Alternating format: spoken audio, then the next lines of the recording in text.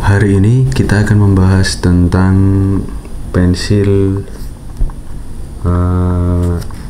dari Gojodoc setelah seminggu pemakaian. Ini untuk pensilnya nih.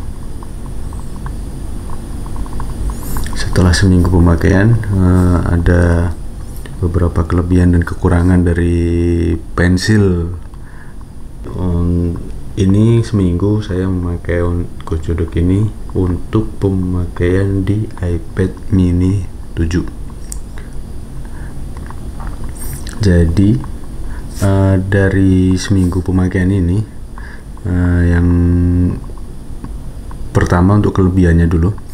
Kelebihannya itu yang pasti seperti yang sebelumnya kita bahas pada saat pembukaan paket kemarin, itu pensil ini murah dibanding dengan yang Apple Pencil. Jadi ini paket hemat untuk menggantikan Apple Pencil. Kemudian untuk konektivitasnya dia sangat mudah. Jadi awalnya ini kan kalau untuk pensil ini sendiri dari ini mati, untuk konektivitasnya kita tinggal menahan powernya ini hidup. Kalau udah connect dengan iPad, dia akan otomatis connect dan udah bisa langsung untuk digunakan.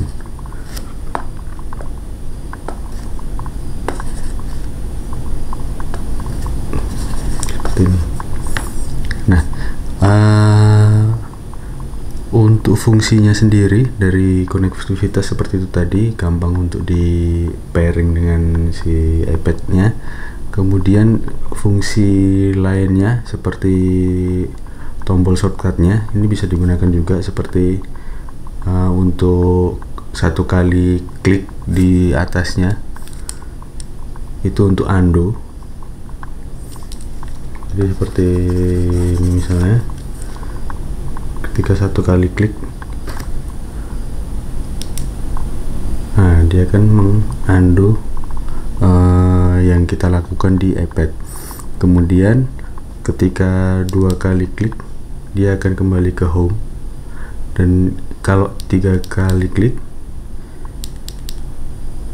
dia akan ke menu pilihan menu yang akan dibuka. Yang berikutnya, daya tahan baterainya. Daya tahan baterainya selama seminggu ini saya pakai itu baru ngecas 2 kali. Jadi ini awet, tapi nggak tahu juga kalau untuk Apple Pencil yang original itu apakah seawet ini atau tidak. Nah, ini kemarin saya ngecas yang kedua itu karena mencoba untuk mengecas lebih lama. Nah, nanti kenapa dicas lebih lama nanti saya di selanjutnya. Untuk penempatan si pensil ini, dia sudah ada magnetiknya, jadi udah sama seperti Apple Pencil yang asli, dia bisa nempel di iPad. Tapi dia tidak sekaligus dengan charger. Jadi dia hanya menempel tapi tidak mengecas si pensilnya. Begitu. Nah, selanjutnya untuk kekurangan dari pensil Gojodoc ini, itu dari seminggu pemakaian ya. Dari waktu penulisan, misal kita mau nulis garis yang panjang, itu mau ada putus-putusnya seperti ini. Ini putus itu. Jadi setelah dicoba, kekurangannya seperti itu. dicoba lagi dengan beberapa posisi, ternyata untuk menulis si Apple Pencil, bukan Apple Pencil ya, si pensil ini, kalau dia akan putus ketika posisinya itu tegak. Ini untuk posisi miring ya, itu masih ada putus di sini, di sini, di sini. Nah,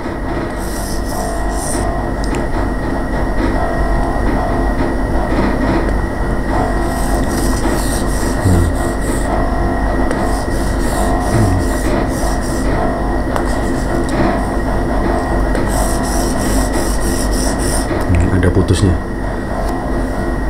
Sama dia putus itu akan semakin terasa kalau posisinya tegak, posisi si pensilnya vertikal. Nah,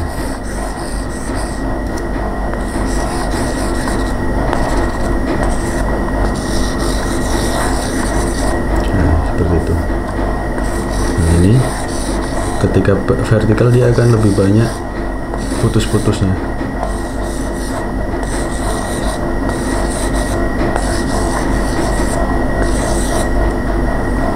Begitu.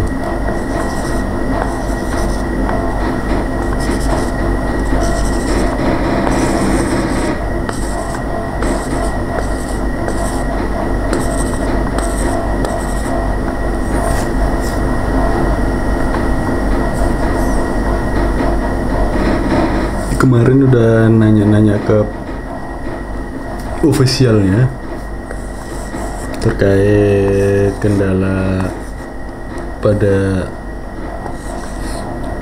pensil yang sering putus-putus ini. Itu ada beberapa saran dari si penjualnya. Yang pertama untuk mengganti nip ujungnya ini. Nah, kemarin udah diganti dan hasilnya tetap sama. Ini udah hasil penggantian ya, dengan nip cadangannya. Selanjutnya untuk saran berikutnya, karena itu masih sama saja, disarankan untuk charge sampai penuh. Nah, itu tadi kenapa saya coba ngecas untuk lebih lama. Nah, itu kemarin saya charge sampai 3 jam kurang lebih, tetapi ya itu tadi posisinya masih ini,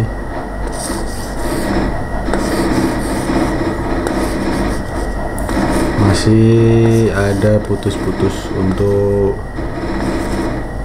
penulisan.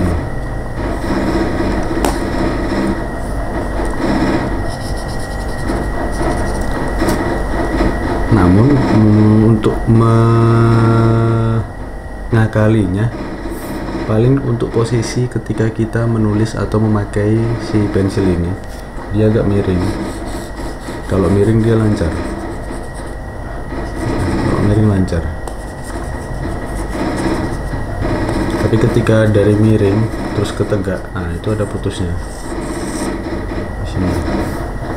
Misalnya ini miring, tegakkan, nah hilang ya. Tapi kalau agak miring lagi bisa, nah, kalau tegak lagi hilang.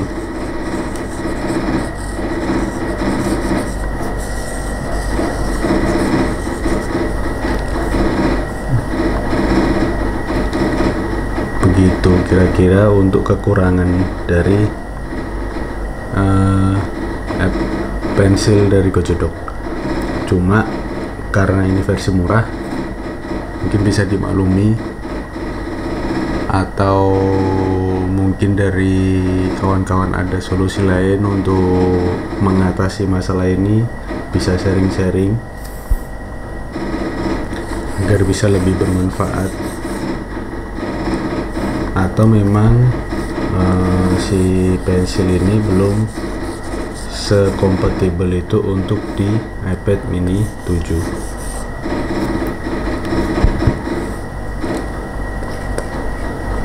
Contoh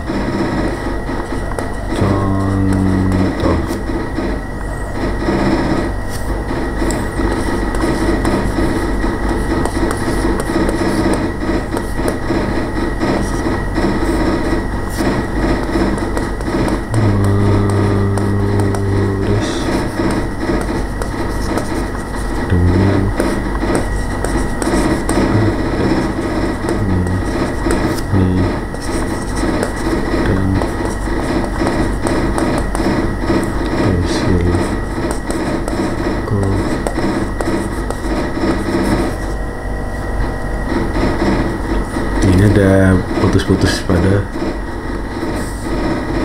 tulisan ini.